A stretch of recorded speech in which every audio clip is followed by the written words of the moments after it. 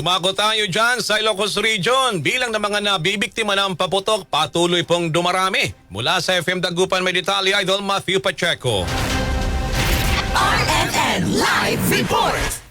Umakyat na sa 56 ang bilang ng mga nabiktima ng paputok sa Ilocos Region base sa pinakauling datos ng Department of Health. Saklaw ng tala mga insidente mula 21 hanggang nitong 29 ng Disyembre kung saan siyam na bagong kaso ang naitala kahapon. Bagamat mas mababa ito ng 5.1% kumpara nung nakarang taon na may 59 na kaso, patuloy pa rin nagbabala ang kagawaran sa publiko lalo na ngayong papalapit ng bagong taon. Lumabas sa datos na unlabeled firecrackers pa rin ang pangunahing sanhin ng firework-related injuries kasunod ng 5-star at Plapla. Ayon sa DOH, nakalapang datos mula sa mga pampubliko at pribadong ospital pati na sa mga provincial health offices gamit ang online National Electronic Injury Surveillance System. Muling paalala naman ng otoridad na iwasan ang paputok at kung magdiriwang, piliin ang ligtas at legal na alternatibo upang maiwasan ang trahedya sa pagsalubong ng bagong taon. Kasama mo mula rito sa IFM Dagupan, ako po si Idol Matthew Pacheco. Tatak RMN!